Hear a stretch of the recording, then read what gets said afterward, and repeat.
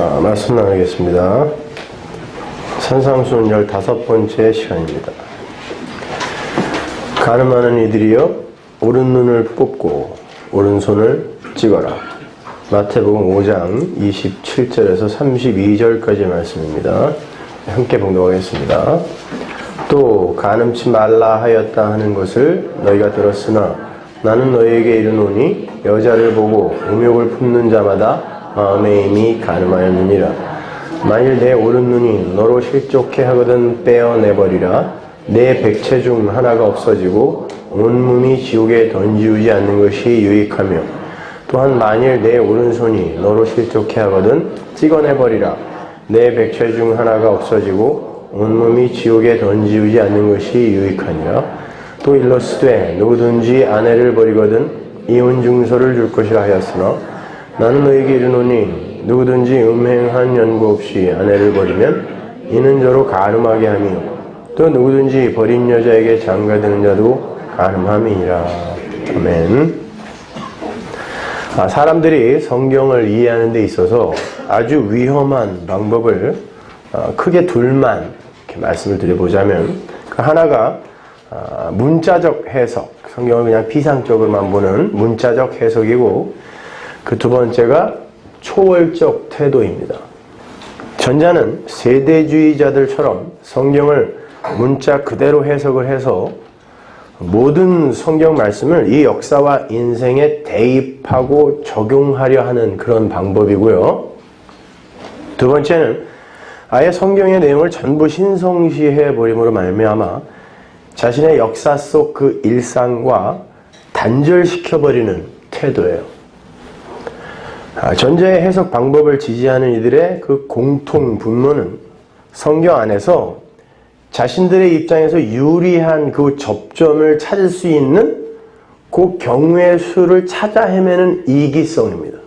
그래서 자기에게 유리한 쪽으로 성경을 끌어들이게 돼요. 반드시.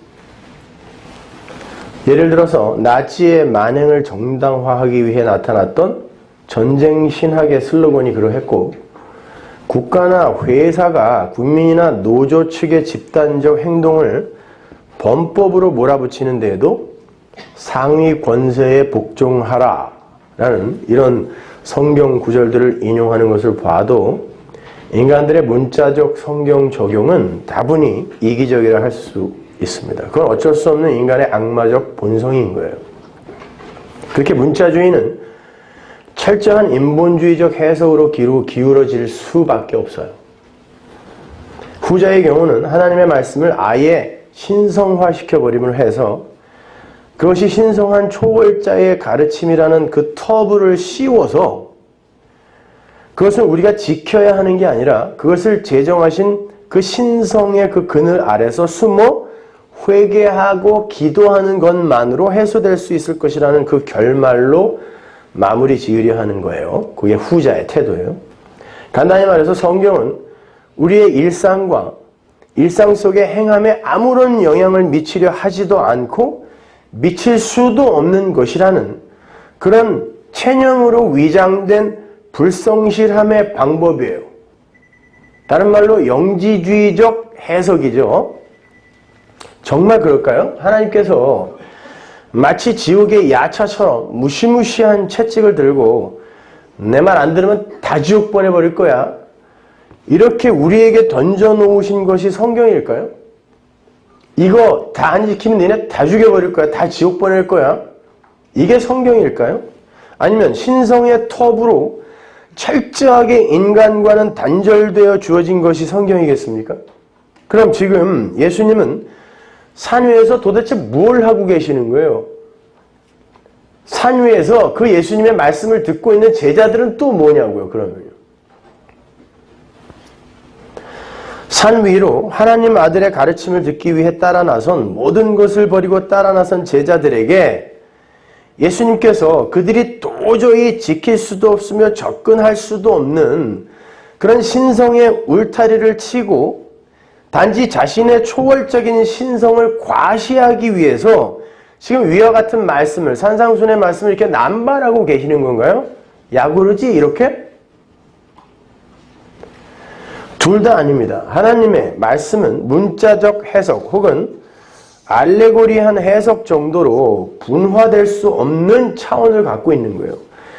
예수께서는 지금 산 위에서 그런 종류의 해석학의 문제를 말하고 있는 게 아니라 그 계명의 완성이요, 그 성취의 중심인 생명으로서의 자신의 그 정체성, 생명으로서의 예수, 그 자신의 정체성을 밝힘과 동시에 이제 새로운 그 창조의 시면에서 다시금 생명의 그 외부, 울타리 밖, 생명의 울타리 밖, 그 외부를 기웃거리지 않게 만드는 그러한 참된 영성의 성장을 위한 메시지를 화두로 던지고 계시는 거예요.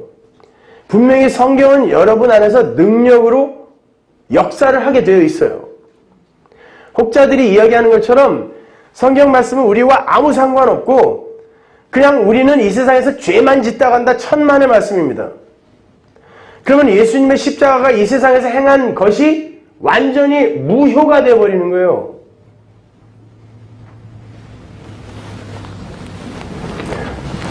오해하지 마세요. 저는 지금 말씀의 영향력을 세상 사람들이 말하는 사람다운 사람 되기의 촉매제 정도로 말씀을 드리는 게 아니에요. 그런 정도의 영향력이 아니란 말입니다. 말씀을 통하여 하나님을 알고 사람을 알고 하나님 나라를 알아가면서 그 알면서 나오는 세계관의 변화, 그 세계관이 변하면 당연히 가치관이 변하겠죠. 그리고 그 가치관에 의해서 나의 행동 양식이 결정된단 말입니다. 바로 그러한 지향성, 방향성에 관한 이야기를 하는 거예요. 그러한 관점에서 오늘 본문의 간음과 이혼의 문제를 공부해 보자는 말입니다. 오늘은 제가 개괄적 접근을 해서 전체적인 그림을 그려드리고 다음 시간에 한 절 한 절 자세하게 풀어드리도록 하겠습니다. 성경을 예수 그리스도와 십자가를 중심으로 읽고 계신 분들은 금방 이 구절들이 단순한 간음과 이혼 등의 그런 사회 문제에 관한 금원이 아니라는 걸 아실 거예요. 아니, 예수님이 그 귀한 시간에 고작 그러한 사회 문제에 관한 이야기를 금원으로 던지고 가셨겠냐 말입니다. 함무라비 법전에 이미 나와 있는 거를. 제가 지난 시간에 말씀드렸다시피 예수님은 지금 산 위에서 10계명의 뒷부분을 설명하고 계시는 거예요. 1계명부터 5계명까지는 하나님이 그걸 주시면서 설명을 붙이시죠. 10계명을 읽어보면. 근데 6째 계명부터는 제목만 이야기하고 끝난단 말입니다. 그걸 지금 예수님이 산 위에 올라가서, 역시 산 위죠. 신의 산, 예수님이 지금 말씀을 산상수훈을 설파하는 그 예수님이 산 위에서 지금 그 10계명의 6번째 계명부터 제목만 붙어있는 그 것들을 설명을 붙이고 계시단 말이에요. 그러니까 지금 그 10계명, 계명, 율법은 예수님이 완성하시는 거잖아요. 그러니까 하나님이 계명을 주시고 그걸 완성해내시는 예수 그리스도, 성자 예수 그리스도가 이 땅에 내려오셔서 그걸 완료시켜서 설명해내고 계시는 거예요. 그리고 그걸 십자가에서 완료시키는 거란 말입니다. 그런 관점으로 그걸 보시란 말이에요. 십계명의 모든 항목은 한 가지 내용으로 수렴이 돼요. 뭐겠어요? 인간들아, 니들 하나님 아니야. 내가 하나님이야. 그러니까 우상 섬기지 마라. 이거예요. 그 10가지 내용이 다. 인간들아, 니네들 하나님 아니야.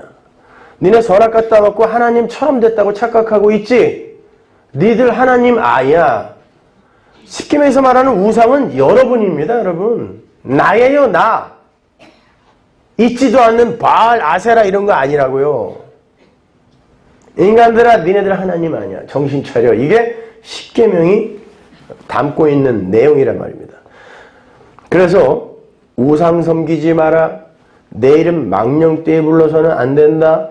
안식일을 거룩하게 지켜라. 내가 너희의 아버지니까 나를 공경해라. 이게 5계명까지의 내용이에요. 그렇게 하나님의 섬김에 관한 내용이 앞서고 그렇게 하나님만을 섬기고 찬송해야 하는 하나님의 백성들이 이 세상 역사 속에서 하나님만을 의존하고 섬기기 위해서는 어떻게 해야 하는지를 설명하는 게 살인하지 말라로 시작되는 산상수훈이란 말입니다. 그래서 제가 지난 시간에 설명해드린 살인에 관한 말씀을 단순히 사람을 죽이는 거 이런 정도가 아니라 예수라는 사람, 인자를 죽인 나에서 출발해서 풀어봤던 거고 그렇게 나에 의해 살해당하신 예수라는 인자가 나를 품어 안고 온전한 생명으로 오직 은혜로 나를 살려내셨다는 것을 믿어서 이제 다시는 그분의 십자가의 죽음을 모독하지 않는 삶을 사는 게 그걸 믿지 않고 또다시 그 죄에 허우적거리면서 죄책감이나 느끼고 이러면 또 예수를 죽이는 거잖아요. 그럴 때 예수님이 하시는 말이 뭐겠어요? 살인하지 마. 나 죽었잖아 벌써. 이 얘기란 말이에요. 도륙하지 마라는 단어거든요. 그 단어가. 그게 살인하지 말아라. 형제에게 욕하지 말아라. 형제는 예수밖에 없잖아요. 그런데 바리새인들, 율법주의, 이 인간 세상이 예수를 욕했다니까요. 십자가까지 쫓아가가지고 나가라고 했단 말이에요. 이 밥통아. 그리고 형제와 그 형제와 화해하라. 이 내용들이 전부 예수 그리스도와 우리와의 관계에 있어서 주어지는 내용이란 말이에요.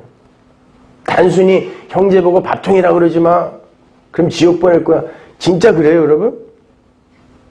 이 중에서 형제한테 욕먹고 고소해 본 적 있어요? 누가?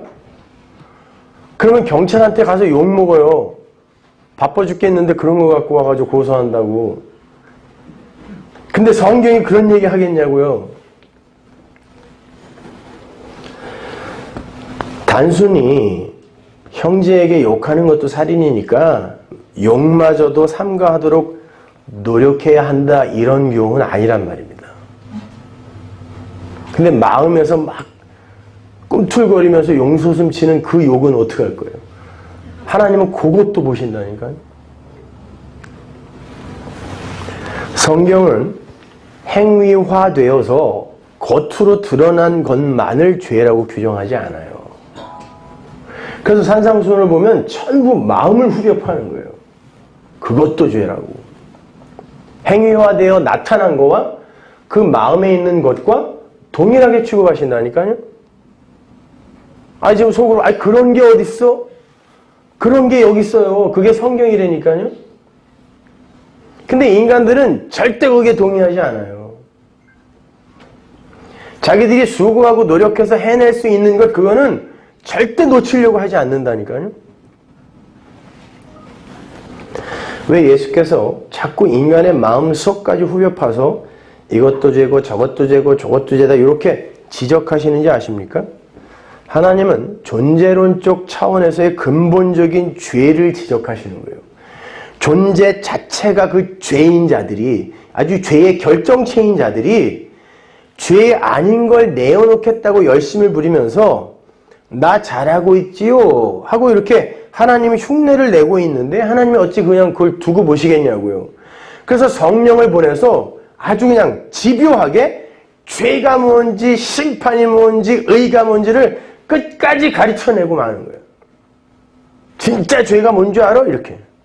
그래서 성도만, 성령 받은 성도만 그 죄 때문에 아주 지긋지긋한 그 죄 때문에 이 고통스러운 삶을 살게 된다니까요.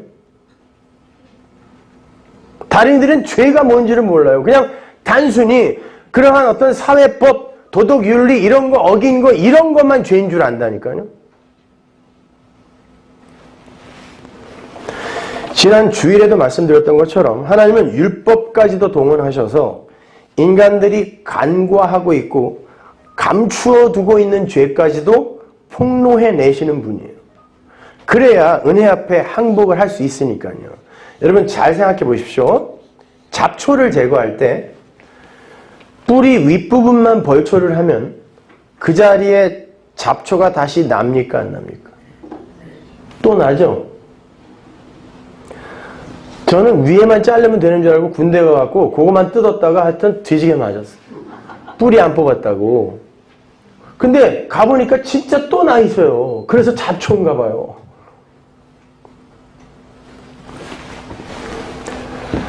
뿌리가 살아있는 잡초는요, 10년이 지나고 20년이 지나도 또 싹을 틔워요. 그런데 인간들이 뿌리는 그대로 남아있는 상태에서 겉으로 드러나는 퍼런 부분만 열심히 베어내면서 나 이런 사람이야, 이렇게 너스레를 떠는 게 율법주의예요.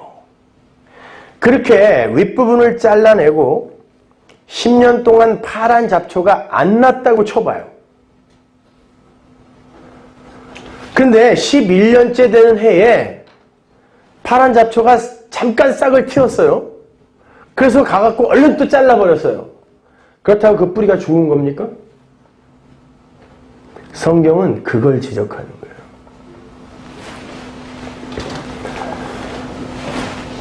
하나님은 10년 동안 잘 참았다라고 그 인내의 기간을 칭찬해 주시는 게 아니라 잠깐 싹이 올라왔다가 제거가 되었어도 거봐, 너 아직도 네 안에 뿌리 있잖아, 이걸 지적하시는 분이 하나님이에요.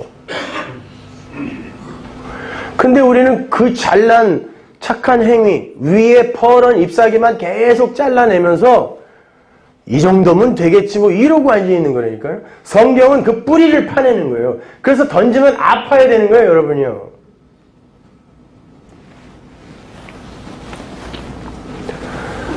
그래서 행위의 단돌이만이 율법 지킴이라고 오해하고 있는 사람들에게 마음의 부분까지를 예수님이 계속해서 지적해 내시는 거예요.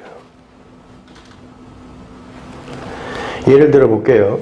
재물을 탐하지 말라. 돈을 사랑하는 것이 일만하게 근본이다가 성경의 진술이죠.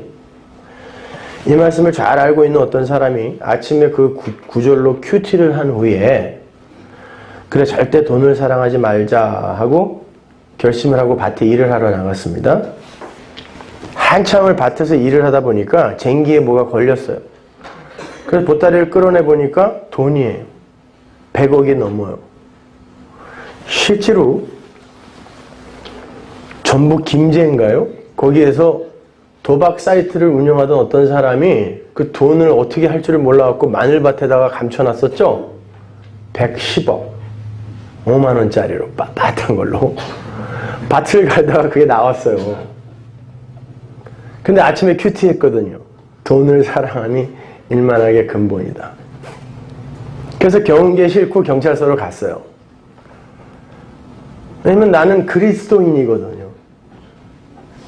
아무리 내 눈앞에 100억이 있고 주인이 없는 돈이라 할지라도 나는 오늘 아침에 큐티를 해서 은혜를 받았기 때문에 경찰서에 갖다 줘야 된다. 그러고 가는 거예요. 근데 가는 도중에 인건비가 없어서 갈아엎은 배추밭이 생각나요. 올해 대학에 들어가서 아주 그냥 가문의 영광이 된 아들의 대학 등록금, 지금 그거 구하러 전전긍긍하며 아르바이트하는 아들이 생각나요? 병원에 가셔야 되는데 돈이 없어서 못 가는 어머님이 생각납니다. 그때 뒤돌아보면서 야, 저거에 100분의 1만 있어도 내 문제는 다 해결될 텐데 하고 저거에 100분의 1이 내 돈이었으면 하고 잠깐 마음을 먹었습니다. 그러다가 에이 아니지, 그래도 내 거 아니니까 경찰서에 갖다 줘야지. 갖다 줬습니다. 하나님은 그 사람을 의인이라 그럴까요? 천만의 말씀입니다, 여러분. 그 사람 안에 들어있는 욕심, 그게 행위로 나왔던 안 나왔던 하나님은 그걸 따지시는 게 아니라 여전히 그 안에 뿌리로 남아있는 뭔가가 지금 그 안에 있기 때문에 잠깐이라도 욕심이 생긴 거란 말이에요. 하나님은 그걸 끄집어내시는 분이라니까요. 100억을 여러분이 가져도 돼요. 솔직히 아무도 안 보고 마늘밭에서 100억이 나왔는데 그거 누가 경찰서에 다 갖다 주냐고. 그런 말하면 꼭 나만 나쁜 놈 되는데 그 욕심 안 나요? 그러면 그게 그 100억을 다 먹은 거나 똑같은 거라는 거예요. 성경의 진술은. 1원 한 장 손 안 댔어도 뒤돌아보면서 잠깐 아이고 저거 내 돈이었으면 하는 그 마음이 100억을 다 먹은 거와 똑같은 죄라는 거예요. 이게 율법주의와 인본주의에게는 이해가 안 가는 항목이에요. 그죠? 근데 성경의 진술은 정확히 그렇게 이야기를 하고 있다니까요. 그리고 묻는 거예요. 그건 어떻게 해결할 거야? 이렇게 하나님이요. 그건 어떻게 해결할 거야? 그때 우리는 십자가로 갈 수밖에 없는 거예요.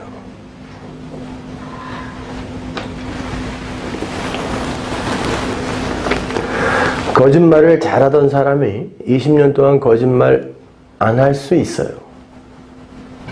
그러다가 20년 만에 딱 한 번 거짓말하고 또 한 20년 안 했어요. 하나님은 거짓말 안 한 그 세월을 칭찬하시는 게 아니라 거봐 네 안에는 아직도 뿌리가 남아있잖아를 지적하시는 거예요. 성도는 그 소리를 들어요. 성도만. 자기가 살아낸 나머지 시간을 기특하게 여기지 않아요. 그래서 성도가 괴로운 거예요. 사도 바울이 거짓말을 뭐 이렇게 많이 했겠습니까? 뭐 간음을 했겠습니까? 도둑질을 했겠습니까? 근데 왜 죄인 중에 괴수라고 그래요? 자기를. 죄인 중에 괴수라는 건 죄인의 우두머리라는 거거든요. 내가 마귀 새끼라는 그런 뜻이에요, 여러분. 뭔 죄를 그렇게 졌길래. 성도의 자인식이 결국은 그리로 가는 거라니까요. 그래서 내게 예수가 필요하구나로 가는 게 성도의 신앙생활의 목적지란 말입니다. 그렇다면 이제 간음하지 말라 마음에 음욕을 품은 것도 간음이다 라는 이 말이 단순히 마음으로라도 음욕을 품으면 돌에 맞아 죽어야 하는 간음을 하는 거니까 마음까지도 다스려라 라고 체근하는 게 아니라는 걸 우리가 쉽게 알 수 있죠. 마음까지도 완벽하게 제어할 수 있는 능력을 가진 인간은 하늘 아래 단 한 사람도 없으니까요. 오히려 주님은 그 말씀을 통해서 너희는 간음한 자들이고 간음하고 있는 자들이다 라는 걸 선언하시는 거예요. 만일 이 말씀이 문자 그대로의 육체적 간음에 관한 경고라면 우리는 유곽이나 사창가에 가서 복음을 전할 수 없어요. 그리고 이혼한 사람은 교회에 오면 안 되죠. 그렇잖아요.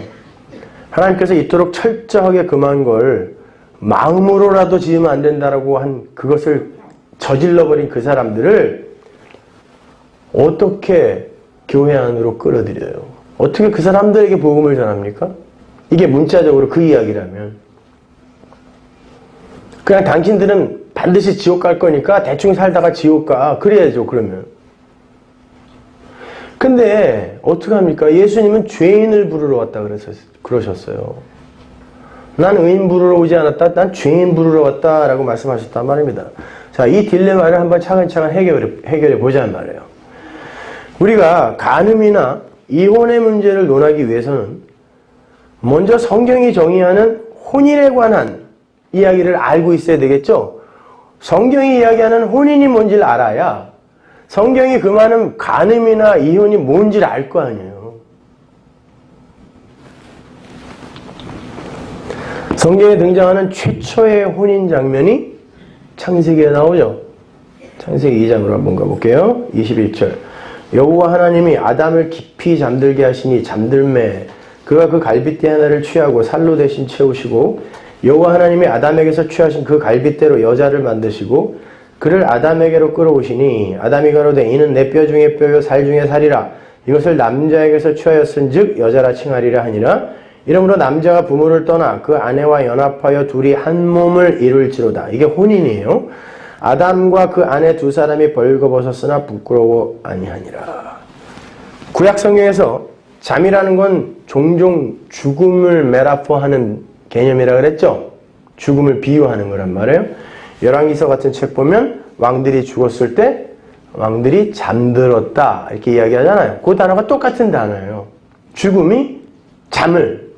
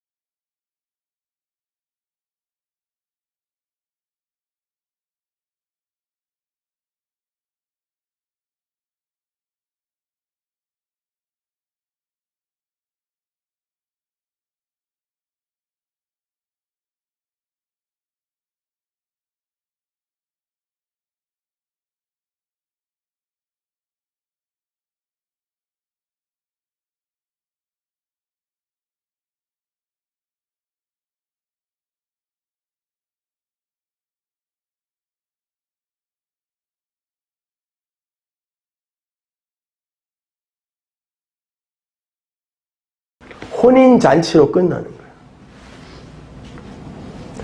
이 역사는 어떻게 이 걸레 같은 역사를 하나님이 신부 삼는가, 이 역사와 인생 아담들을 어떻게 신부를 삼는가를 증명하는 도구지, 여기에서 여러분이 신부다워지는 것이 아니라니까요. 계시록 19장 7절 보세요. 우리가 즐거워하고 크게 기뻐하여 그에게 영광을 돌리세. 어린 양의 혼인기약이 이르렀고 그 아내가 예비하였으니 그에게 허락하사 빛나고 깨끗한 세마포를 입게 하셨은즉 이 세마포는 성도들의 옳은 행실이로다 하더라. 창세기부터 이 요한계시록까지의 이 혼인잔치 기간, 그 안에 그 기간을 뭐라 그래요? 7절에서 신부의 예비기간이라고 그러죠. 그 아내가 예비하는 기간이 이 역사라니까요. 어떻게 예비하냐고요, 근데. 8절에 뭐라 그래요? 신부가 뭐 입습니까? 빛나고 깨끗한 세마포를 스스로 입어요, 입혀줘요? 수동태죠? 입혀주세요. 누가? 신랑이 입혀줘요. 그리고 신랑이 그 세마포를 옳은 행실이라고 불러주시는 거예요. 우리가 선악과 먹은 선악과의 지식으로 이렇게 규정하고 판별해 놓은 그 옳은 행실이 아니라 신랑이 인정하는 옳은 행실이 있다니까요. 그걸 예수님이 뭐라고 그래요? 요한복음에서. 요한복음 6장으로 가보세요. 28절. 저희가 묻되 우리가 어떻게 하여야 하나님의 일을 하오리까? 어떻게 하여야 옳은 일을 하는 겁니까? 어떻게 하여야 옳은 일에서 영생을 얻습니까? 예수님이 대답하여 가라사대 하나님의 보내신 자를 믿는 게 하나님의 일이다. 그럼 아내, 신부가 이 인생과 역사 동안에 해야 할 옳은 행실이 뭐예요? 딱 한 가지. 예수 믿는 거예요. 신랑이 나 창조해 주셨어요. 이거 믿고 가는 거예요. 신부다운 자가 되어서 남들보다 더 괜찮은 존재로 성숙되어서 가는 게 아니라 신랑 없으면 나는 존재도 안 해요. 걸레예요. 이거. 이 고백하고 가는 거예요.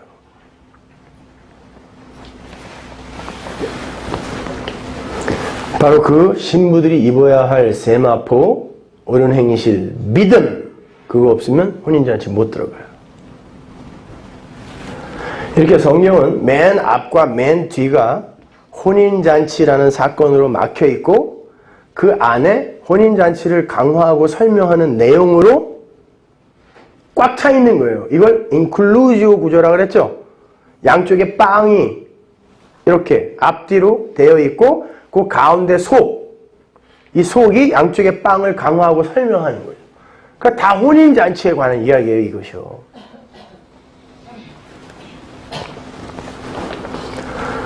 자, 그래서 하나님께서 아담과 하와를 창조하신 후에 가장 처음 내리신 명령이 생육하고 번성하라 였던 거예요. 생육하고 번성하는 건 혼자는 안 되죠.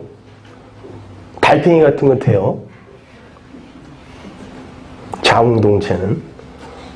사람은 안 돼요. 그래서 부부에게 주는 거예요. 근데 제가 로마서 강의 때 생육과 번성이 뭔지를 설명해 드렸어요. 자세하게. 생육과 번성은 누가 하시는 거예요? 예수님이 하세요. 십자가 이야기하는 거거든요. 하나님이 아브라함, 이삭, 야곱에게 계속 생육하고 번성하라, 생육하고 번성하라 그러잖아요. 네 자손들이 하늘의 별처럼 땅의 모래처럼 많아질 것이다. 이 생육 번성이거든요. 그걸 예수가 완료하시고 이들에게 선물해 주시는 거예요. 그러니까 지금 생육하고 번성해라. 남자 여자 만들어 놓고 혼인시켜 놓고 생육하고 번성해라. 이건 하나님이, 신랑이신 하나님이 신부인 인간에게, 자기 백성에게 청혼, 프로포즈 하는 거예요. 나는 반드시 너희들에게서 아들 예수를 낳고 말 거야. 이거야. 이 이야기예요. 생육하고 번성해라. 자식 많이 낳아라 이런 얘기 아니에요.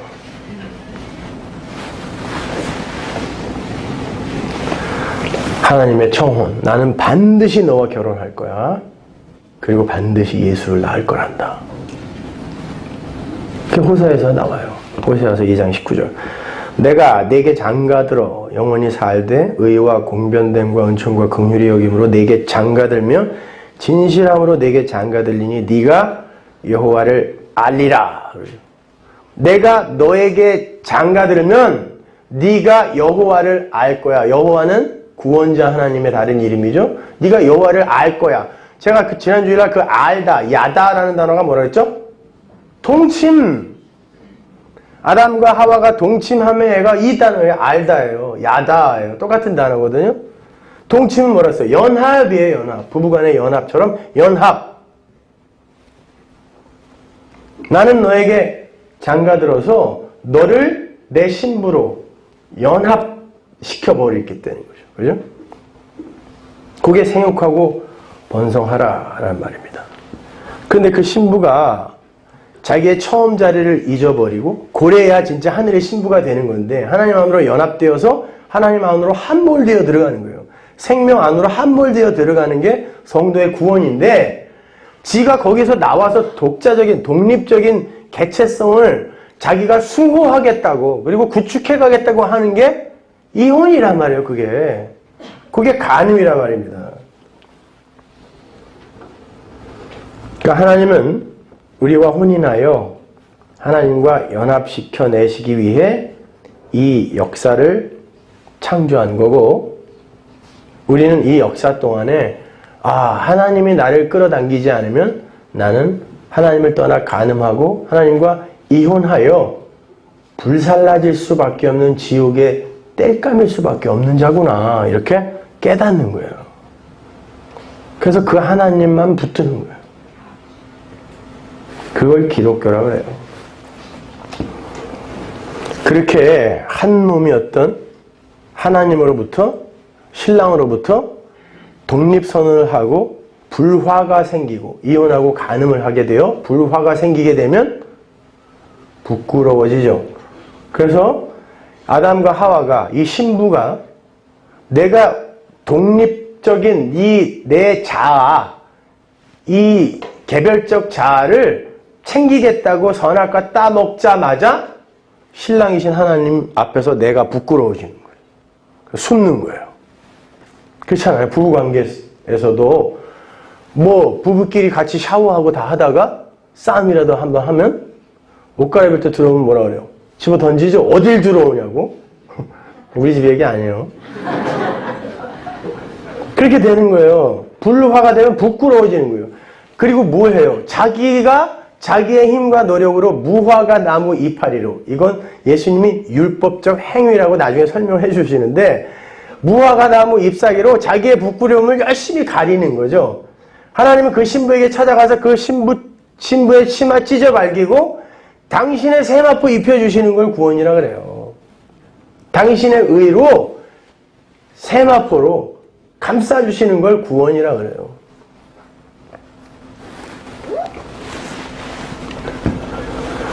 자, 그렇게 부부간의 그 한몸됨의 그 화목, 어린 양과 교회의 혼인잔치 이야기를 사도 바울이 에베소서에서 이렇게 설명합니다. 에베소서 5장 22절.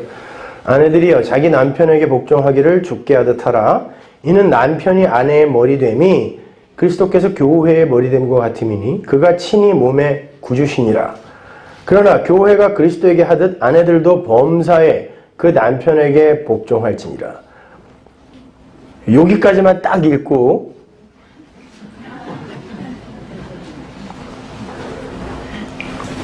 그 아내를 그냥 닥달하는 사람들 있죠. 그 밑에도 읽어야 돼요. 남편들은 아내 사랑하기를 그리스도께서 교회를 사랑하시고 위하여 자신을 주심같이 하라. 이는 그 물로 씻어 말씀으로 깨끗하게 하사 거룩하게 하시고 이게 새 언약 안에 들어가 있는 단어들이 그대로 다 나오죠. 자기 앞에 영광스러운 교회로 세우사 티나 주름 잡힌 것이나 이런 것들이 없이 거룩하고 흠이 없게 하려 하심이니라. 이와 같이 남편들도 자기 아내 사랑하기를 제 몸같이 할지니 자기 아내를 사랑하는 자는 자기를 사랑하는 것이라. 누구든지 언제든지 제 육체를 미워하지 않고 오직 양육하여 보호하기를 그리스도께서 교회를 보양한 것 같이 하느니 우리는 그 몸의 지체임이니라. 이러므로 사람이 부모를 떠나 그 아내와 연합하여 그 둘이 한 육체가 될지니 이게 창세기 2장에 나오는 혼인의 내용이었잖아요. 뭐라 그래요? 이 비밀이 크도다. 내가 그리스도와 교회에 대하여 말하노라. 아내와 남편에 대해서 실컷 이야기해놓고 이게 바로 교회와 어린 양 예수의 이야기였어. 이렇게 이야기하는 거예요. 그러니까 하나님께서 하나님 나라에는 있지도 않은 부부라는 관계를 이 땅에 허락하신 이유는 예수 그리스도라는 신랑이 교회라는 신부를 어떻게 창조했고 어떻게 사랑했는지를 교훈하기 위함이라는 거예요. 따라서 남편들은 열심히 아내를 사랑하며 육적 신랑의 그 한계와 영적 신랑의 위대함을 배우면 돼요. 그러기 위해서는 사랑을 해봐야 돼요. 죽도록. 안 돼도 죽도록. 그리고 아내들은 허벅지를 찔러가며 남편에게 복종을 하면서 이 육적 아내의 불가능함. 야, 이런 거를 이혼시키지 않고 데리고 살아주는 우리 남편이 정말 감사하구나. 이렇게 자기의 한계를 깨닫고 그럼에도 불구하고 나를 영원히 꼭 붙들어 절대 이혼하지 않겠다고 하시는 예수의 은혜를 배우는 거예요. 그러기 위해서는 양쪽의 쌍방이 최선을 다해야 돼요. 상대방에게. 그렇게 해봐야 진짜 그 예수를 찬송할 수 있게 돼요. 그게 이렇게 힘든 거였구나. 힘드시죠? 사는 거. 그래야 예수의 은혜를 깊이 깨달아요. 잘 가고 계시는 거예요. 복도 지지도 없이 어떻게 저런 걸 만나가지고 그러지 마세요. 그분 때문에 은혜를 더욱더 깊이 깨닫게 된다는 걸 잊지 마시고. 자, 자취하고 그렇게 성경이 말하는 간음의 본질적 의미는 하나님의 생명 차원을 땅의 차원에 배설하거나 혼합하는 영적 불경건의 상태를 말하는 거예요. 따라서 성도가 그러한 영적 간음의 상태에서 그 고통에서 벗어나기 위해서는 하나님의 생명 차원으로의 몰입이 선행되어야 되는 거예요. 성경 말씀이 율법이 되고 규범이 되고 윤리가 되고 도덕이 되어버리면 그 말씀을 지켜내고자 하는 의지와 행위가 구원의 필수 요건이 된다라는 그런 잘못된 인식으로 빠져들게 돼요. 그러면 내가 또 나의 독자성을 쟁취하려고 하고 증명하려고 하고 구축하려고 해요. 성경이 그렇게 내가 해내야 할 어떤 것으로 보이게 되면 여러분은 그 성경을 통해 간음하게 된다니까요. 그리고는 이혼하게 되는 거예요. 그래서 그렇게 그 말씀을 잘 지키려고 했던 그 신부 예루살렘에게 예수님이 예루살렘아 예루살렘아 내 신부야 내 신부야 그거 아니야 그거 아니야 이렇게 눈물을 흘리면서 외치셨던 거예요. 예루살렘아 예루살렘아 그거 아니야. 이렇게. 따라서 성도에게는 성경 말씀을 더 이상 지켜내야 할 규범이나 심판과 정죄의 근거로 보는 게 아니라 우리의 존재론적 그 완료의 현실을 읽어내어 하나님의 은혜를 찬송하며 그분의 영광을 위해 투신을 하는 그런 성경 인식의 전환이 필요한 거예요, 여러분. 그렇게 되면 이걸 율법상아 막 지키려고 하는 사람보다 더 불성실하게 살 것 같으세요? 천만의 말씀입니다. 그 은혜의 왕노릇이 여러분을 그렇게 불성실하게 놔두지 않으세요.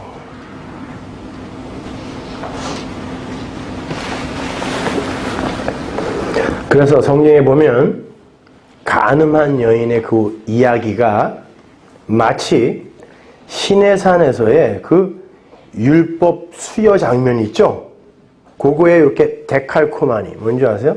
딱 접으면 여기다 물감 묻혀서 이렇게 반 접어서 딱 접으면 똑같은 그림 나오는 것처럼 그렇게 그려지고 있는 거예요. 가늠한 여자의 이야기 어디에 나오죠? 요한복음 8장에 나오죠.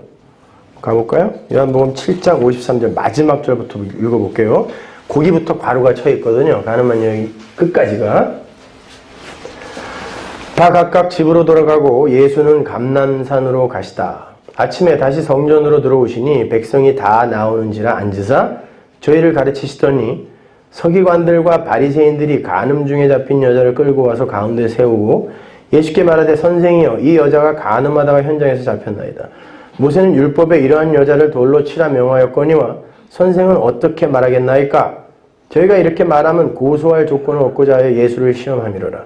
예수께서 몸을 굽히사 손가락으로 땅에 쓰시니 저희가 묻기를 마지 아니하는지라. 이에 일어나 가라사대 너희 중에 죄 없는 자가 먼저 돌로 치라 하시고 다시 몸을 굽히사 손가락으로 땅에 쓰시니 저희가 이 말씀을 듣고 양심의 가책을 받아 어른으로 시작하여 젊은이까지 하나씩 나가고 오직 예수와 그 가운데 섰는 여자만 남았더라.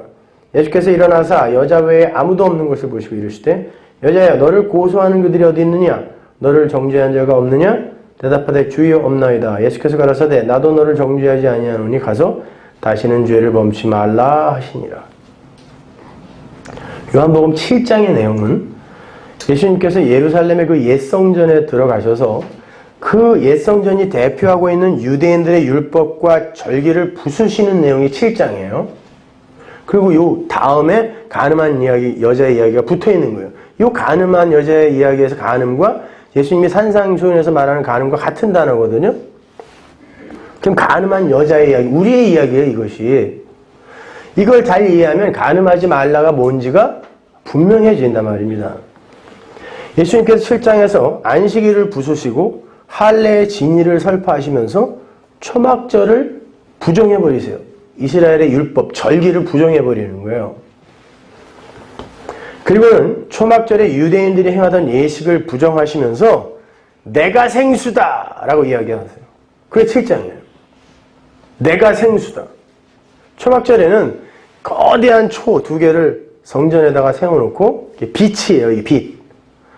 인공으로 지들이 만드는 빛. 그리고 물을 열심히 길어다가 계속 제단에 부었거든요. 그러니까 예수님이 그러는 거예요. 내가 빛이야. 내가 물이야. 내가 생수야. 그렇게 율법으로 니들이 아무리 인공적인 빛, 인공적인 생수 만든다 할지라도 너희들 그걸로 절대 구원 못 받아. 이 이야기 하시는 거예요. 내가 생수야. 그래서 초막절에 올라가서 내가 물이다. 그러는 거예요. 내가 생수다. 내가 니들 살릴 수 있는 거야. 율법이 니들 살리지 못해. 이 이야기 하시는 거예요. 율법을, 옛성전을 부정해버리는 거란 말입니다. 자, 그런데 그들은 여전히 율법과 성전 그리고 그들의 행위만을 의지하고 있었죠. 이걸 뭐라 그래요? 신랑이신 예수를 떠나 지들이 자기의 독자적인 개별적 자아를 챙기는 걸 간음, 이혼이라고 했어요. 그러니까 열심히 간음하고 있고 지금 이혼한 상태에 있는 게 7장의 이 유대인들의 모습이란 말이에요, 이것이요.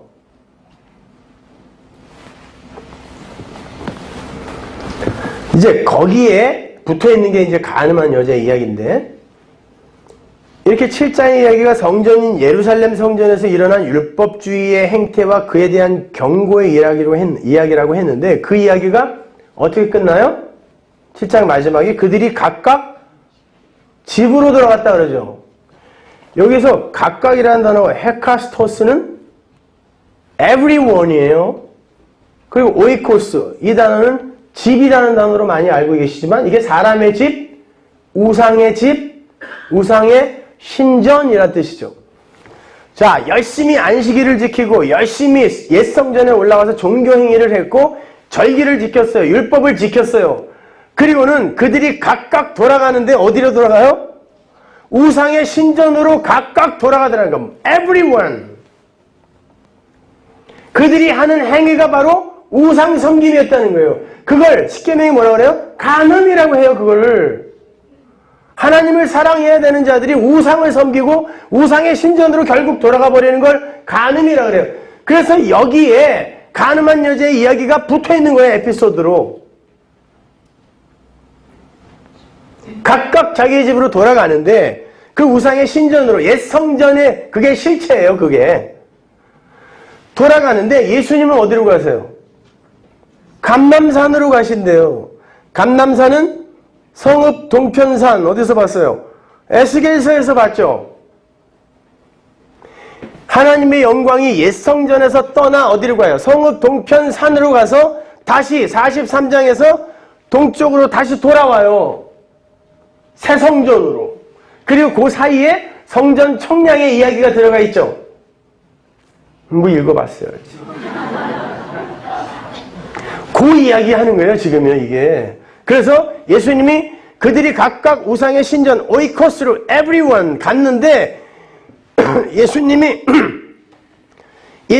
참성전이신 예수님이 옛성전을 떠나서 감람산으로, 성읍 동편산으로 가셨다가 다시 성전으로 돌아오는 거예요. 에스겔서의 그 이야기, 새 성전을 하나님이 새로 창조하시고 이걸 청량하여 야, 보기 참 좋구나 하신 다음에 다시 그 안으로 들어가 버리시는 그 사건을 내가 지금 설명해 줄게. 내가 옛성전에서 참성전인 내가 어떻게 그 옛성전이 부수어져야 하는지를 내가 설명해 줄게. 그리고 너희들은 어떻게 내 신부가 되는 건지 설명해 줄게가 간음한 여자의 그 이야기란 말이에요.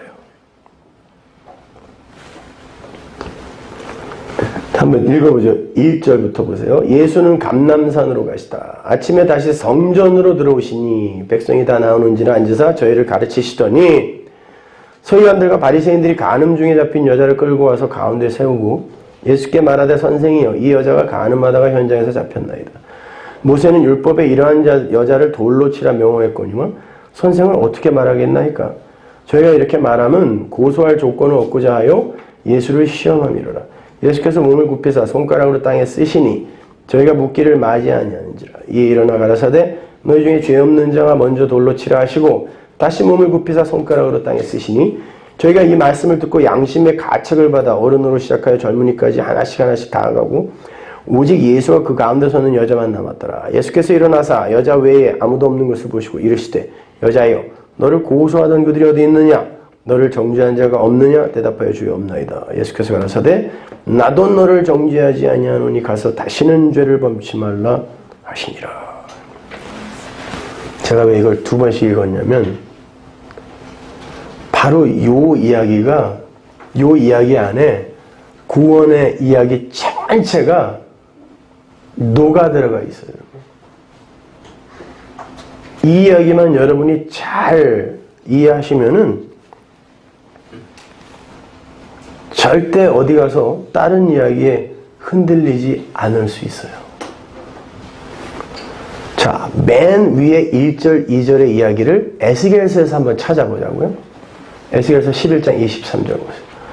여호와의 영광이 성읍 중에서부터 올라가서 옛 성전이에요. 성읍 동편산에 머물고 감람산입니다. 주의 신이 나를 들어 하나님의 신의 이상 중에 데리고 갈대아에 있는 사로잡힌 자 중에 이르시더니 내가 보는 이상이 나를 떠난지라. 그 후에 그가 나를 데리고 문에 이르니 곧 동향한 문이라. 이스라엘 하나님의 영광이 동편에서부터 오는데 하나님의 음성이 많은 물소리 같고 땅은 그 영광으로 인하여 빛나니 그 모양이 내가 본 이상 곧 전에 성읍을 멸하러 올 때 보던 이상 같고 그발 하숫가에서 보던 이상과도 같기로 내가 곧 얼굴을 땅에 대고 엎드렸더니 여호와의 영광이 동문으로 말미암아 전으로 들어가고 성신이 나를 들어 데리고 안뜰에 들어가시기로 내가 보니 여호와의 영광이 전에 가득하더라. 자, 여호와의 영광.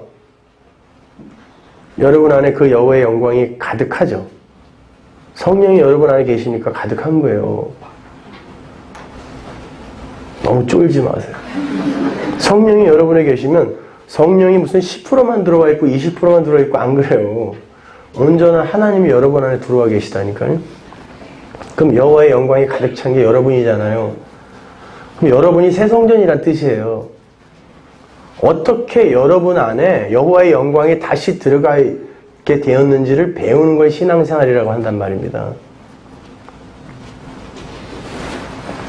지금 여러분은 여호와와 하나님과 지금 혼인관계 한 몸이 되어 있는 거잖아요. 연합되어 있으니까 어떻게 이 혼인관계가 성립이 되었는지 완성이 되었는지를 우리가 성경을 통해 배우고 우리의 인생을 통하여 경험을 통하여 배우는 거란 말이에요.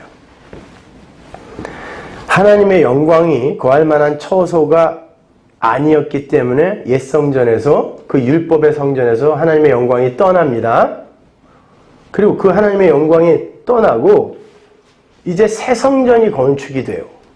근데 새 성전이 건축이 되는데 성전을 청량하는 어떤 이가 나타나요. 그러더니 성전을 자세하게 청량을 해요. 진짜 하나님이 지으라는 치수대로 그 재료대로 지어졌나? 이렇게 하나하나 청량을 해요. 그리고는 완벽하게 지어졌네. 그러자 하나님의 영광이 들어가서 영원히 떠나지 않는 거예요. 그러면 그 청량, 도대체 우리의 인생 속에서 그 청량은 어떻게 일어나겠냐 말이에요. 요한계시록에 가면 그 에스겔서의 성전 청량 사건이 조금 더 우리가 알기 쉬운 단어들로 기록이 되어 있어요. 반복돼요. 거기 한번 가볼까요? 계시록 21장 9절 보세요. 7 대접을 가지고 마지막 7 재앙을 담은 7 천사 중 하나가 나와서 내게 말하여 가로되 이리 오라. 내가 신부 곧 어린 양의 아내를 내게 보이리라 하고 성령으로 나를 데리고 크고 높은 산으로 올라가 하나님께로부터 하늘에서 내려오는 거룩한 성 예루살렘을 보니. 에스겔서에서는 성읍, 성전 측량이었는데 여기서 그 성을 뭐라 그러죠? 내 신부라 그러죠? 그러니까 우리 이야기 하는 거예요. 어렵습니까, 여러분? 안 어렵죠? 네. 빨리빨리 잘 생각하셔서 그냥 원래 교회 계시던가 딴 데로 가시던가 그러세요.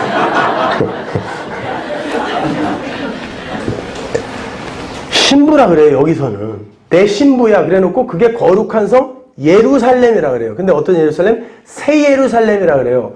그리고는 측량을 하는데 전부 12, 12, 12, 144, 1000 이런 숫자예요.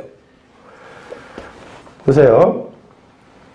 하나님의 영광이 있음에 그 성의 빛이 지극히 귀한 보석 같고 벽옥과 수정같이 맑더라. 크고 높은 성곽이 있고 12문이 있는데 문에 12 천사가 있고 그 문들 위에 이름을 썼으니 이스라엘 자손 12지파 이름들이라. 동편의 세 문, 북편의 세 문, 남편의 세 문, 서편의 세 문이니 그 성의 성곽은 12기초석이 있고 그 위에 어린 양의 12사도의 12 이름이 있더라. 내게 말하는 자가 그 성과 그 문들과 성곽을 청량하려고 금 갈대를 가졌더라. 그 성은 네모가 반듯하여 장광이 같은지라. 지성소죠. 그 갈대로 그 성을 청량하니 12,000 스타디온이요 장과 광과 고가 같더라. 그 성곽을 청량함에 144규빗이니 사람의 청량 곧 천사의 청량이라. 보다시피 하나님의 영광이 임해서 당신의 영광으로 덮어버리는 새 성전은 하나님의 신부인 교회를 말하는 거예요. 근데 원래 우리의 이 육적 아담 안에는 하나님의 영광이 못 들어와요. 그래서 하나님의 영광이 떠난 상태의 삶을 여러분이 구원받은 상태에서도 경험해야 돼요.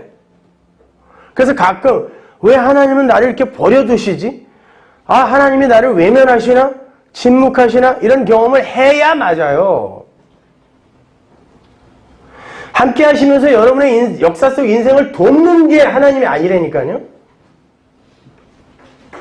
여러분의 인격을 둬야 하고 여러분의 삶이 다른 이들에게 칭찬받는 상태로 이렇게 성숙되어지는데 하나님이 돕는 게 하나님의 일이 아니라 하나님의 영광이 떠나면 니들은 어떤 지경에 처해지게 되는지를 한번 경험하고 그 영광이 돌아왔을 때 너희들이 어떤 존재로 높여지는지를 경험하여 내 은혜를 의지하라. 내 이 생명 속으로 함몰되어 들어오라는 거예요. 그게 신앙생활의 본질이란 말입니다. 그렇게 그 신부가 진짜 하나님의 영광이 들어가서 연합되어질 하나님의 그 신부의 자격이 있는지를 이렇게 판별하는 게 성전 청량이잖아요. 근데 성전을 청량했더니 전부 뭐예요?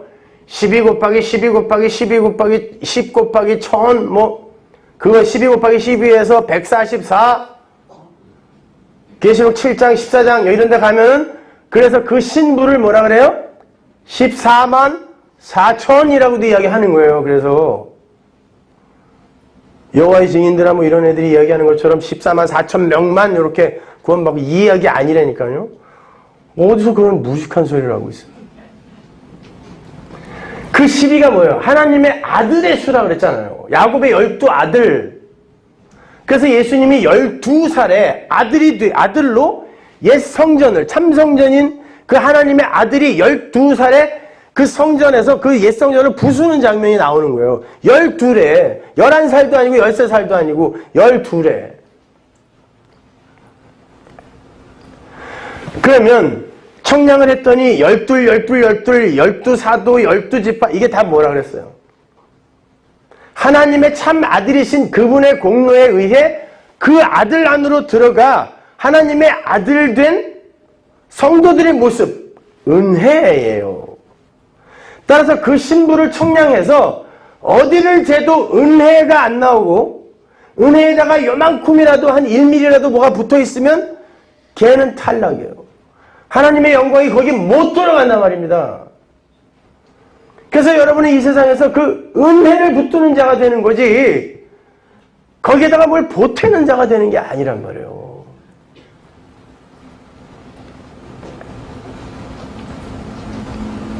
근데 이게 그 가늠한 여자의 이야기와 무슨 상관이 있냐고요. 그렇게 오직 은혜로만 지어진다라는 건 아담 안에서 은혜로 거저 탄생된 하와가 남편이 내 살 중에 살, 내 뼈 중에 뼈라고 했을 때 맞습니다. 당신 없으면 저는 생겨나지도 못한 존재입니다. 라는 이 관계, 이걸 의의 관계라 그래요. 그런데 이걸 알아먹지 못하고 율법, 도덕, 윤리 이런 걸 하나님의 말씀에 대입해서 내가 얼마나 훌륭한 자인지를 증명해내려고 하는 요 선악과 따먹은 아담과 하와의 모습 요걸 간음이라고 해요. 그렇기 때문에 거기에 요 간음한 여자의 이야기가 붙어있는 거란 말이에요. 그러니까 그 이야기는 우리 이야기란 말이에요. 이게요. 새 성전으로 돌아오시는 하나님의 영광의 모습을 그렇게 상징적으로 기술하고 난 후에 예수님이 성전마당에 앉으시죠. 성전이라고 그래요. 거기를. 바로 그 앞장에서 옛 성전의 그 간음하는 모습, 그 더러운 청녀들의 혼인잔치, 간음잔치 이게 그려졌잖아요. 7장에서. 그게 율법주의의 모습이었잖아요. 예수님이 그 성전을 깔고 앉으시는 거예요. 이제 부수겠다는 거죠. 그랬더니 그 율법주의자들이 간음한 여자를 하나 끌고 와서 모세의 율법 7계명으로 들이대죠. 간음한 여는 돌로 쳐서 죽이라 그랬는데 죽여야 됩니까? 라고 묻습니다. 율법으로 예수께 나오는 거죠. 그게 7장에서의 유대인의 모습이었잖아요. 그걸 그대로 그리는 거예요. 그래? 예수님은 간음한 여자, 그 여자와 똑같은 영적 간음자들, 그 율법주의자들의 모습을 직시하신 분이에요. 보셨어요.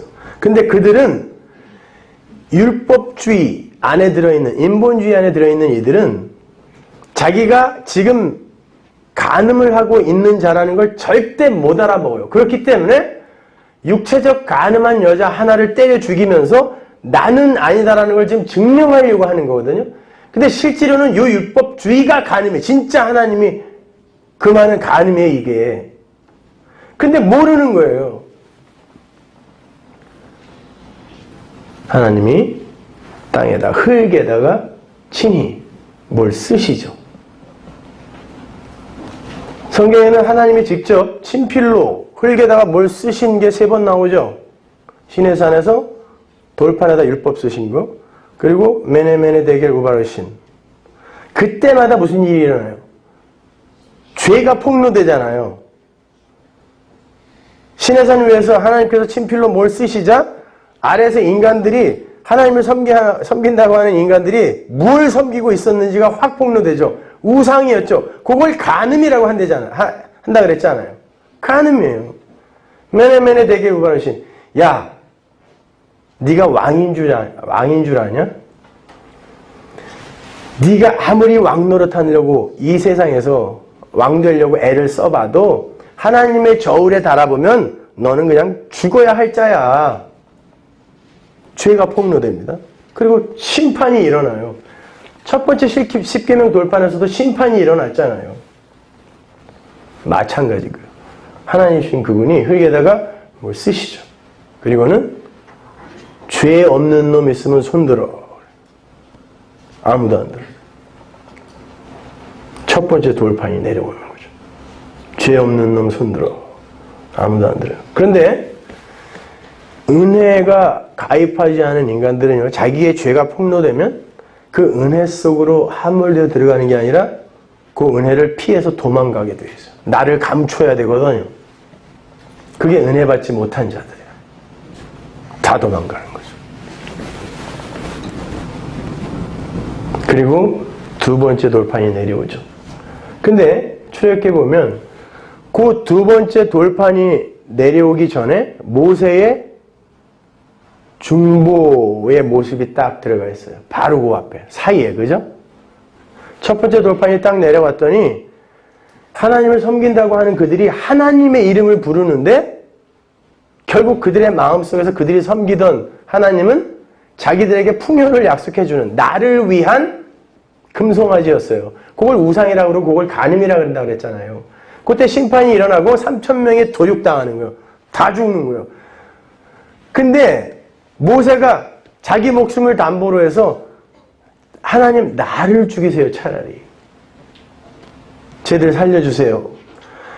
이 모세는 나와 같은 선지자인 예수의 모형이라고 그랬죠. 그래서 사도 바울이 이스라엘이 구름과 바다에서 모세에게 in Moses, 모세에게 속하여 세례받았다, 구원받았다라고 이야기하는 거예요.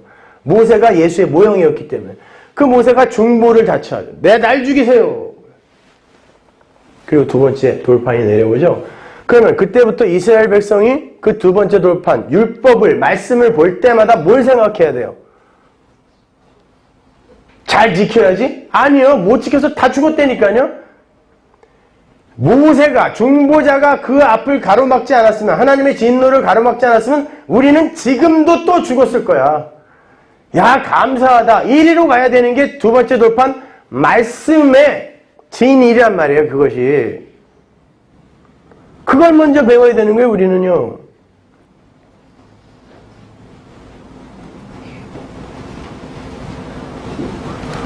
예수님께서 두 번째 땅에다가 뭘 쓰세요? 그러면 그 사이에 무슨 일이 일어났다는 거예요? 내가 너 대신 죽겠다는 거예요. 내가 가늠한 자 되어 너 대신 죽겠다는 거예요.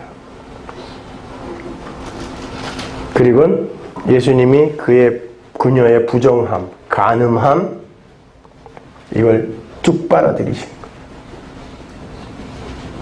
그리고 예수님이 죄인이 되시는 거예요. 예수님이 그랬잖아요. 이 중에 죄 없는 놈 손들어, 죄 없는 놈이 정죄해봐라. 그랬더니 다 도망갔어요. 근데 예수님이 나중에 뭐라고 그래요? 나도 너를 정죄하지 않는다 라고 이야기하죠. 그 말은 예수님이 죄인이 되어버리신 거예요. 그 여자 때문에. 그리고는 가서 다시는 죄를 짓지 마 그러죠. 그 죄가 뭐겠어요? 예수님이 말씀하시는 그 간음일 거 아니에요. 그럼 무슨 죄를 짓지 말라는 거예요? 내가 너를 정죄하지 않는데 다른 사람들이 너를 정죄한다고 해서 네가 신랑이 내 앞에서 부끄러워한다면 내가 한 일, 그 십자가 진 일이 뭐가 되겠니? 그럼 너는 여전히 그들과 함께 간음하는 거야. 내가 너를 이렇게 용서했으니 가서 이제 죄 짓지 마. 갖고 다른 남자랑 또 잡으면 죽여버릴 거야. 이 얘기가 아니라니까요. 오늘 산상수훈에서 간음하지 말라가 그 이야기 하는 거예요. 산상수훈의 내용 전체가 뭐였어요? 예수의 은혜예요. 십자가라니까요. 도덕과 윤리, 여러분에게 이 땅에서의 어떤 사회적 규범 이런 거 교훈하는 그런 내용이 아니란 말이에요.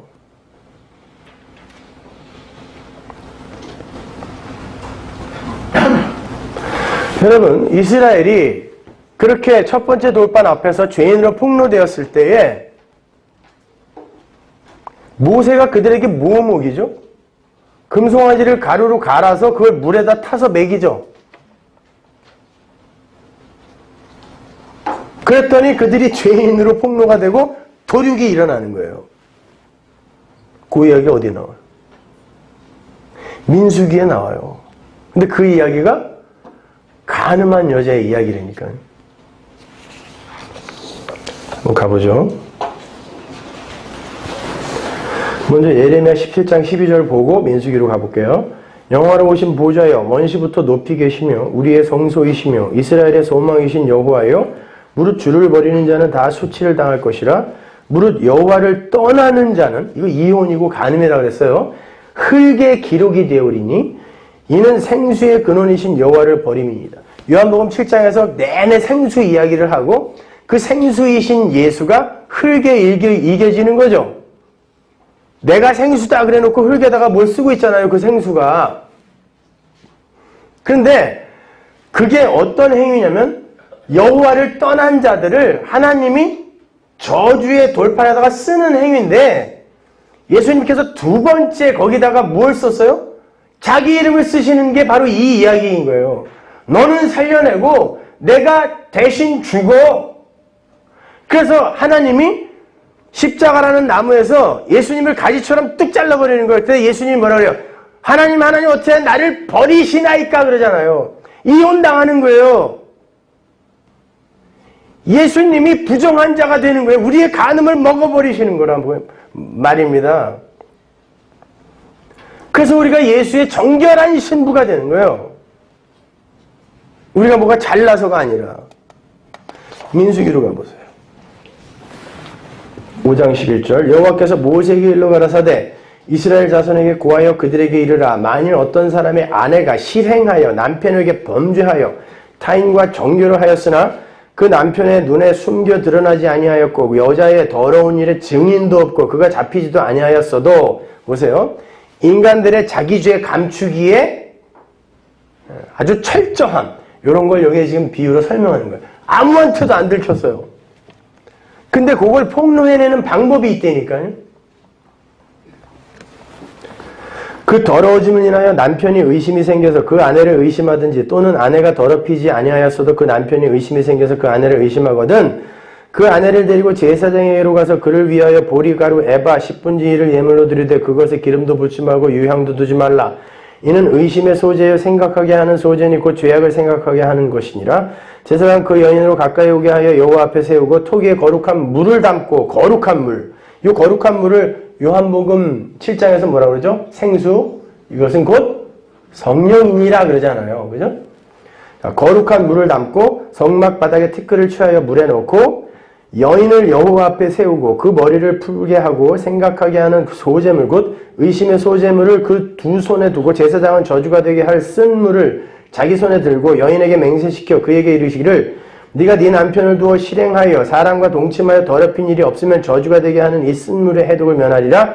그러나 네가 네 남편을 두고 실행하여 더럽혀서 네 남편 아닌 사람과 동침하였으면 제사장이 그 여인으로 저주의 맹세를 하게 하고 그 여인에게 말할지니라. 여호와께서 내 넓적다리로 떨어지고 내 배로 부어서 너로 내 백성 중에 저주거리 맹세거리가 되게 하실지라. 이 저주가 되게 하는 이 물이 내 창자에 들어가서 내 배로 붓게 하고 내 넓적다리로 떨어지게 하리라 할 것이요 여인은 아멘 하면 할지니라. 제사장이 저주의 말을 두루마리에 써서 그 글자를 그 쓴 물에 빨아놓고 여인으로 그 저주가 되게 하는 쓴 물을 마시게 할지니 그 저주가 되게 하는 물이 그의 속에 들어가서 쓰리라. 제사장이 먼저 그 여인의 손에서 의심의 소재물을 취하여 그 소재물을 여호와 앞에 흔들고 가지고 단으로 가서 그 소재물 중에서 기념으로 한 움큼을 취하여 단 위에 소화하고 그 후에 여인에게 그 물을 마시울지라. 그 물을 마신 후에 만일 여인이 몸을 더럽혀서 그 남편에게 범죄하였으면 그 저주가 되게 하는 물이 그의 속에 들어가서 쓰게 되어 그 배가 부으며 그 넓적다리가 떨어지리니 그 여인이 그 백성 중에서 저주거리가 될지니라. 간음한 여인에게 거룩한 물과 성전 바닥에 티끌을 섞어서 마시우게 하면 그 여인이 간음한 여자면 티가 나요. 몸이 부어요. 그죠? 아니면 근데 우리가 요한복음의 간음한 여인의 이야기에서 생수이신 거룩한 물이신 예수가 흙에 이겨져서 그 여인에게 주어졌습니다. 잘 생각해 보세요. 거기에 남아서 예수의 신부가 된 여자는 딱 한 여자예요. 근데 그 여자는 자타가 공인하는 죄인이었죠. 어디 갈 데가 없어요. 예수님의 그 은혜 밖으로 한 발짝이라도 움직여서 이탈을 하면 돌에 맞아 죽어요. 그걸 아는 여자니까 어디로 못 가는 거예요. 내가 죄인인데 나는 나가면 맞아 죽을 그런 더러운 걸레인데 내가 예수님을 떠나 어디로 갑니까? 여러분, 그 예수라는 거룩한 예수, 그 예수가 우리의 죄를 다 짊어지셨다는 그 십자가의 복음을 사람들에게 던지면 나는 그래도 살만해. 그래도 열심히 노력해서 나는 하나님이 원하는 그런 자리에 갈 수도 있을지 몰라 하고 자기의 더러운 모습을 감추고 일단 감춰야 되니까 도망가는 자들은 죽는 거예요. 그걸 마시고 맞아요. 예수님이 이렇게 이 저주의 티끌 같은 이 흙 같은 없음이 나에게 부어지지 않으면 어떻게 내가 그냥 그 흙에 머물지? 흙에 물이 부어져야 존재가 되고 조형물이 되잖아요. 예수라는 생수가 없이 내가 어떻게 있음의 자리에서 하나님의 신부가 언감생심 어떻게 신부가 되겠습니까? 요 사람이 살아나는 거예요. 그래서 말씀을 던져보면 여기 민수기에 보면 말씀을 그 물에 빨아서 넣는다 그러죠. 그게 복음이라면 말씀이란 말이에요. 던져서 주면 내가 간음한 자가 맞습니다 라는 그 자만 살아 올라오는 거예요. 여러분, 우리도 지금 구원을 얻었다고 하면서도 역시 그 예수만 전적으로 의지하지 못하잖아요. 내 몸뚱아리뿐만이 아니라 내 자식, 내 부모, 내 가족, 그건 인지상정이거든요. 내 마음에 있단 말입니다. 근데 성경은 그걸 간음이라고 하기 때문에 그거 하지 말라는 게 아니에요. 그 속에서 예수의 은혜, 그게 없었으면 나는 큰일 날 뻔했구나. 이거 배우면 되는 거예요. 그래서 여기에 네 눈이 범죄하면 오른 눈을 뽑아라. 네 손이 범죄하면 오른손을 찍어라 라고 이야기하는 거예요. 어디서 나온 거죠? 선악과 사건에서 보고 손으로 만지려고 했잖아요. 우리에게, 간음하고 있는 우리에게 너희들 이걸 알았으면 이제 아담과 하와 같은 그런 죄는 짓지 말아야 되지 않겠니? 너희들이 어딜 하나님처럼 되어서 하나님 앞에서 독립성을 주장하려고 그래. 찍어! 그러는 거예요. 뽑아! 그러는 거예요.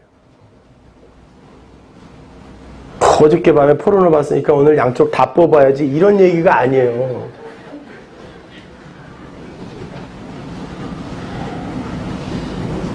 다음 주에 그 창세기 이야기에서부터 다시 재미나게 요한계시록까지 이어서 그 간음의 이야기를 자세히 설명해 드릴게요. 기도하겠습니다. 하나님 은혜를 감사합니다. 아버지 하나님, 우리는 그렇게 간음하는 자들입니다. 그리고 그렇게 하나님으로부터 이혼당해 마땅한 자들입니다. 그럼에도 불구하고 하나님, 절대 우리와 이혼하지 않는다고 말씀하시고 절대 내가 너를 놓지 않는다라고 노예 시장까지 쫓아와서 그 걸레 같은 우리를 생명의 속전으로 사가시는 하나님의 사랑입니다. 그 앞에서 우리가 어떻게 무너지지 않을 수 있으며 어떻게 항복하지 않을 수 있겠습니까? 하나님 그걸 더욱더 깨닫고 알기 위해 가정에서 가족들을 목숨 걸어 사랑하게 하시고 그 속에서 예수를 더욱더 깊이 배우게 하시며 바로 그 속에서 우리의 소망을 붙들고 힘들지만 행복한 신앙생활을 할 수 있게 도와주시옵소서. 예수님의 이름으로 기도합니다.